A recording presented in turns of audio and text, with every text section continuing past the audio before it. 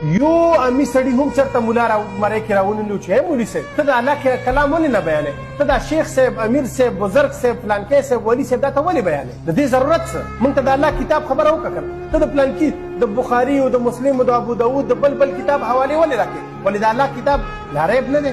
د الله کتاب کامل کتاب نه دی. مولوي صاحب ته د دجل نه کار ولې علي؟ چې کله ته قرآن بیانې نو ته وایې چې دا کامل کتاب دی، دا پوره کتاب دی، او چې کله بیا نورو خبرو ته شي یاره دې کې خو پلانکی شی نشته، دې کې خو پلانکی شی نشته. موږ خو دا وایو چې کوم شی پکې نشته هغه دین نه دی. خو که ته وایې چې دې کې پلانکی شی نشته، پلانکی نشته، نو بیا خو صفا ووایې چې دا ناقص کتاب دی کنه. چې کتاب شروع کوې ولې وایې چې الحمدلله رب العالمین، او بیا هغې پسې لګیا شي دا کامل کتاب دی لا ریب فیه باندې چې کله کیسه شروع کړې ته څه وایې؟ ټول عمر وایې چې یاره دا پوره کتاب دی او دا کامل کتاب دی. او چې کله بیا درته لاندې خلک خبره وکړي چې دا نور کتابونه وایي دې کې خو د پلانکي شي ضرورت هم شته. چې کوم شي کې د پلانکي شي ضرورت وي نو دا خو بیا ناقص شو.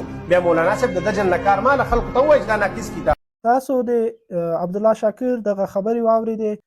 نو لومړی خبره خو دا چې دغه خلک چې هغه منکرین د حدیث دي، د احادیثو نه منکر دي، احادیث نه مني، نو دوی وایي چې موږ صرف په قرآن کریم باندې ایمان او باور لرو او صرف د قرآن کریم نه خبرې کوو. دوی په اصل او حقیقت کې د قرآن کریم نه منکر دي، او د قرآن کریم نه منکر کاس هغه کفر ته وځي. ځکه د قرآن کریم له یو آیات، له یو حرف نه، له یوې کلمې، یوې جملې نه منکر کېدل هم د ټول قرآن نه منکر کېدل دي، او د قرآن نه منکر کېدل د الله نه منکر کېدل دي، او د الله نه منکر کېدل یا د قرآن نه منکر کېدل او یا د پیغمبر علیه الصلاة والسلام د رسالت نه منکر کېدل دا کفر دی. نو زه به تاسو ته اوس دا خبره ثابتوم، دا به درته ښایم چې دی څنګه د قرآن کریم نه منکر دی او د کوم آیات د قرآن کریم نه منکر دی. دی لومړی خبره دا چې دی موږ ته وایي چې تاسو ولې موږ ته د امام بخاري او د مسلم او د دې خبرې کوئ. د علماو خبرې ته بیا وروسته راشو، لومړی به دې خبرې ته راشو. نو په دنیا کې، د دنیا په ټولو علماو کې مسلمه خبره چې دو هغه دا دو چې د قرآن کریم نه وروسته صحیح کتاب یا حدیث چې دی هغه صحیح د امام بخاري رحمه الله دی، او صحاح السته دا صحیح د احادیث کتابونه دي چې ټول علما په دې مطابق دي چې دا د احادیثو صحیح کتابونه دي. نو ته چې اوس صحاح السته نه منې، نو دا معنا چې نور د حدیث کتاب خو بل اسې نه منې، چې دا نه منې نو بل خو یې اسې نه منې. نو چې بل یې نه منې نو هغه صحیح کتاب چې د امام بخاري د هغې نه منکر یې، نو دا معنا چې د حدیث نه منکر یې. ځکه حدیث منې نه، حدیث خو د تا سره هغه کوم په داسې یو سند کې نه دی لیکلی شوی چې دا د حدیث زه منمه چې دا د رسول الله صلی الله علیه وسلم نه د ما پلار ځان ته ماته راوړي دي، هغه زه منمه، د دې نه بغیر نور نه منمه. د دې نه بغیر چې څومره د احادیث کتابونه دي هغه د صحاح ستاونه نقل کوي، او یا د هغې نه نور د احادیث مشهور کتابونه چې دي د هغې نه نقل کوي. نو چې صحاح ستا یې نه منې نو نور خو په طریقه اولا سره نه منې. نو چې دا نه منې نو دا معنا صحاح ستا نه منې نو د حدیث نه منکر شوي، ځکه یو حدیث هم نه منې، په دنیا کې موجود حدیث چې کوم دي هغه نه منې، نو حدیث ته ضرورت نشته که نه، نو د حدیث نه منکر شوي. نو د حدیث نه منکر کېدل د قرآن کریم نه انکار دی، ځکه الله جل جلاله قرآن کریم کې موږ ته فرمایي سورة نجم کې اعوذ بالله من الشیطان الرجیم وما ينطق عن الهوى ان هو الا وحی یوحى. دغه رسول الله صلی الله علیه وسلم تاسو ته خبرې نه کوي د خپل خواهشات نه، دا د خپل زړه خبرې په تاسو نه مني، بلکې دا وحی دی چې نبی علیه الصلاة والسلام ته کېږي، هغه وحی تاسو ته ذکر کوي. نو اوس به راشو دې ته چې موږ په دنیا کې اولنی شارع د دین چې هغه موږ ته دین راوړی دی، موږ دین د په خوله باندې منو، د دین احکامات منو، هغه الله جل جلاله دی. الله جل جلاله موږ اول شارع منو، او د الله نه وروسته موږ رسول الله صلی الله علیه وسلم منو، ځکه موږ ته الله جل جلاله امر کوي چې رسول الله صلی الله علیه وسلم ومنئ. اطیعوا الله واطیعوا الرسول، د الله اطاعت وکړئ، د رسول الله صلی الله علیه وسلم اطاعت وکړئ. دا موږ ته الله جل جلاله ذکر کوي. او اولو الامر چې ذکر کوي موږ ته اطیعوا الله واطیعوا الرسول واولو الامر منکم، هغه بیا ځان ته خبره ده چې د اولو الامر اطاعت هم موږ ته کوي، خو لیکن د اولو الامر اطاعت چې دی هغه موقوف دی تر اطاعت د الله او د رسول. د اولو الامر اطاعت به هلته کوي چې د اولو الامر مطابق او موافق وي د الله او د رسول سره. که د الله او د رسول سره مطابق او موافق نه و بیا د هغې اطاعت نشته، ځکه هلته موږ ته الله د الله او د رسول سره اطیعوا لفظ ذکر کوي، اطیعوا الله او اطیعوا الرسول، د الله اطاعت وکړئ، د رسول الله صلی الله علیه وسلم اطاعت وکړئ. په دواړو کې اطیعوا لفظ درته ذکر کوي په اطاعت امر کې. و اولو الامر چې دي هغه موږ ته عطف کوي په الله او په رسول باندې، نو دا معنا چې د الله او د رسول اطاعت اولین وکړئ، او د اولو الامر اطاعت چې دی هغه په ضمن د اطاعت د الله او د رسول کې وکړئ، چې د الله او د رسول په لیار باندې روان وي نو بیا د هغې اطاعت وکړئ، که نه یې مه یې کوئ. نو هغه خبره خو ځان ته ده، نو را به شو دې ته چې د الله اول د موږ دپاره الله جل جلاله شریع د دین د احکامات د دین الله موږ ته راوړي دي، او احکامات د دین چې دي هغه د الله چې دي هغه موږ ته په قرآن کریم کې بیان دي، او قرآن کریم یو کامل اکمل ترین کتاب دی چې هیڅ نقص نشته پکې. خو ته چې وایي چې قرآن کریم اکمل ترین کتاب دی، نو بیا حدیث ته څه ضرورت دی؟ نو موږ وایو چې حدیث چې موږ ذکر کوو دا نه وایو چې په حدیثو کې ځان ته دین دی، په قرآن کې ځان ته دین دی. موږ چې فقه حنفي ذکر کوو، موږ چې د علماو خبرې ذکر کوو، په دې بنا نه ذکر کوو چې زه د عالم خبره ذکر کوم ځکه چې په قرآن کې څه نشته، هغه زه د علماو په خبرې کې پیدا کوم. احادیث د رسول الله صلی الله علیه وسلم او دغه رقم ته د علماو خبرې چې زه ذکر کوم دا په دې بنا نه چې په قرآن کریم کې مثلا 4 وخت لمونځ دی او دا نعوذ بالله قرآن کریم ناقص شو، نو دا 5 وخت لمونځ د علماو د خبرې نه ثابتوم. زه وایم چې یار عبدالقادر جیلاني ماته ښودلی دي چې ته 5 وخت لمونځ کوه، یا زه وایم چې ماته بایزید بستمي رحمه الله، امام غزالی رحمه الله، امام بخاري او مسلم او ترمذي ښودلی دي چې ته 5 وخت لمونځ کوه، نو په قرآن کې 4 وخت دی، زه 5 وخت ځکه کوم.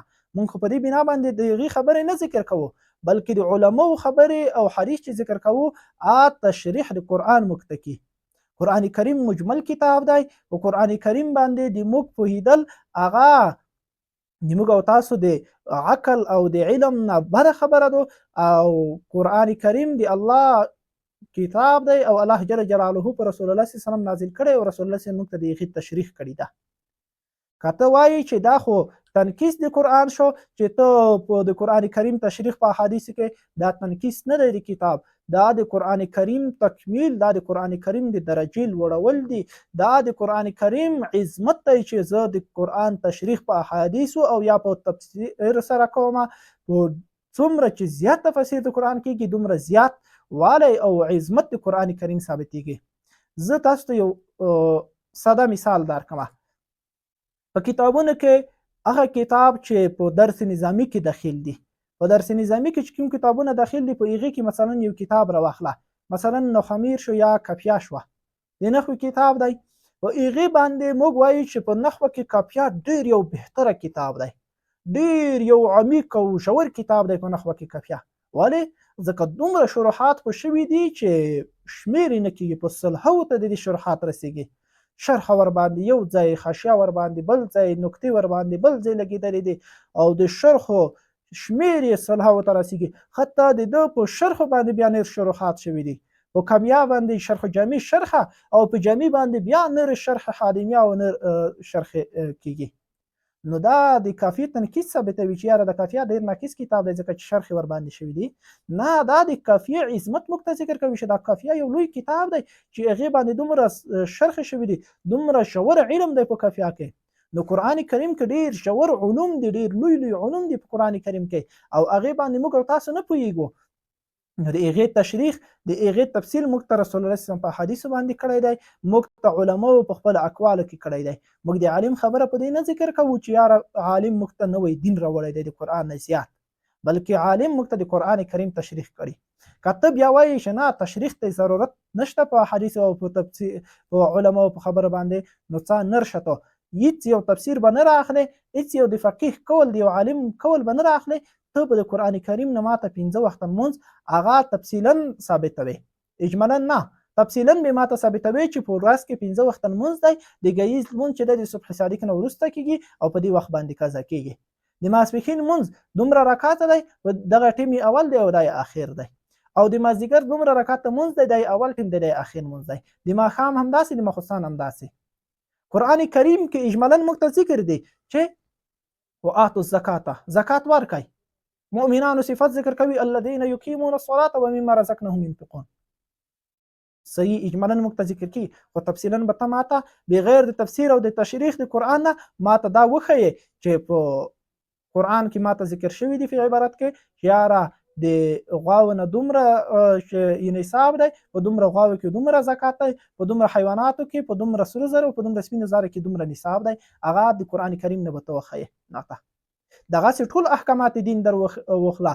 حج به ته بغیر د حدیث او د تفسیر نه بغیر به ته ماته وښیې چې یاره حج چې دی هغه دای مناسک دی فرض دی دی سنت دی دی واجب دی که دا جرم د وکړو دغه جنایت دی او دغه باندې دم لازمیږي او په دې باندې صدقه لازمیږي په دې دومره مقدار په دې دومره مقدار. قرآن کریم کامل دین دی. قرآن کریم موږ ته صرف وایي دی اتم الحجه حج پوره کوي. نو دا یو جامع کلمه ده د موږ لپاره. نو موږ وایو چې قرآن ډیر لوی د عظمت والا کتاب دی ځکه په دې یو کتاب آیات د قرآن کریم چې اتم الحج باندې په دې باندې په سلهو په زرهو کتابونه لیکلي شوي دي. قرآن کریم موږ ته د الحمدلله نه تر ولضالین پوره سورة فاتحه ذکر کوي په دې باندې په جلدونه تفسیر لیکلی شوی. نو دا د قرآن کریم تنکیس دی؟ نه، دا د قرآن کریم عظمت د قرآن کریم لویي ده. دغه رقم ته په قرآن کریم کې موږ ته صرف آتو زکات ویلي شوي دي. نو په دې باندې د فقه ځان ته بابونه، په احادیثو کې ځان ته بابونه ذکر دي، په دې کې په سلهو احادیث دي او په دې باندې په سلهو زرهو د فقه کتابونه لیکل شوي دي. نو دا د قرآن کریم تنکیس شو؟ نه، دا د قرآن کریم لویي شوله. نو حدیث چې زه ذکر کوم، فقه چې زه ذکر کوم، تشریح د قرآن کې ماته تشریع نه کوي چې ماته نوی دین ثابتوي. زه د عالم په خبره نوی دین ثابتوم. د عالم خبره چې زه ذکر کوم هغه موږ ته قرآن کریم ثبوت شته. قرآن کریم موږ ته د انبیاو سابقو خبرې ذکر کوي، د هغې واقعي موږ ته ذکر کوي. نو دا په خپله دلیل دی چې واقعات ذکر کول ثابت دي شته، خو دا خو نه دی چې د واقعي نه زه دین ثابتوم. واقعي د ترعیب او د ترهیب دپاره، په نیک اعمالو کې د شوق دپاره او د بد اعمالو نه د ویرې او د خوف دپاره موږ ته واقعي ذکر کېږي چې یو چا بد اعمال وکړو داسې سزا ورکړی شوه، یو قوم داسې عمل وکړو داسې سزا ورکړلی شوه. نو د سابقو د مخکنیو علماو چې ذکر کېږي نن هم موږ ذکر کولی شو. نن هم موږ وایو په پلانکي ملک یو چا قرآن کریم وسو، یو څوک راجګ شو داسې مردار کو، یو د ده په وجود باندې داسې مرض ولګېدو، ده ته داسې ضرر ورسېدو داسې ضرر ورسېدو. او دغه رقم ته موږ دا هم بیان کولی شو چې هغه د یو عالم واقعه ذکر کولی شو. پلانکي عالم داسې مریضي وه، الله جل جلاله ته 2 رکعته لمونځ وکړو، الله یې مشکلات حل کړو. الله ته دعا وکړه، الله یې مشکلات حل کړو. الله یې مرض په دې طریقه ختم کړو، په دې طریقه. نو دا خو دا نه شوه چې د دې نه موږ تشریع د دین کو. نو محترمو مسلمانانو ورونو، دا خبرې صرف د دې په خاطر مې درته وکړې چې د دغسې خلکو په خبرو باندې دوکه نه شئ، ونه غولېږئ. دا خلک په اصل کې د دین دښمنان دي، د قرآن کریم دښمنان دي. خو لیکن دا چې قرآن کریم یو لوی معجز کتاب دی، یو لوی د عظمت والا کتاب دی، کفارو د دنیا په دې باندې مخه نه دی لیدلې چې قرآن کریم ناقص ثابت کړي یا په قرآن کریم باندې جرح وکړي. نو د هغې دپاره دوی بېلې بېلې لارې وکارولې خو کامیاب نه شول. نو اوس د عالم په جمع کې، د مفتي په جمع کې یو څوک رامخته کوي د دې په خاطر چې یو خو مسلمانان ورباندې باور وکړي چې دا عالم دی، او دویم د دوی داسې یو په کمال، داسې یو په چالاکۍ او په منافقت سره داسې یو کار کوي چې اول راجګېږي صرف په یو عالم باندې جرح راته کوي، تر څو چې یو عالم د موږ او تاسو په نظر کې ټیټ راولي. د عالم نه وروسته بیا په یو فقیه باندې جرح راته کوي، د فقیه نه وروسته بیا په فقه باندې جرح راته کوي، د فقه نه وروسته بیا په حدیثو باندې جرح راته کوي، د حدیثو نه وروسته په محدثینو او د حدیثو په ټولو کتابو جرح راته کوي. هغه ټول د موږ او تاسو په عقل کې، په فکر کې هغه ناقص ثابتوي.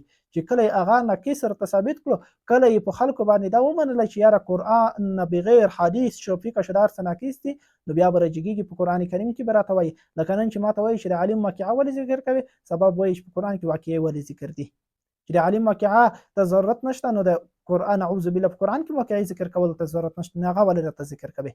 نو سبا به په دې جرح کوي، بله ورځ به په ټول قرآن او نعوذ بالله په الله جل جلاله باندې به جرح راته کوي. نو د دغسې خلکو د فکر نه، د دوی د مجلس نه، د دوی د هغه خبرې اورېدلو نه ځانونه وساتئ، د دوی د مجلس نه لرې اوسېږئ. قرآن کریم کې یو آیات رسي، الله جل جلاله فرمایي هغه خلک چې د الله جل جلاله په شان کې په الله پسې خبرې کوي، بد رد وایي، د دوی سره مجلس کې مه کینئ. که چېرته په مجلس کې ناست وي دوی خبره کوله، نو د هغه ځای نه جګ شئ.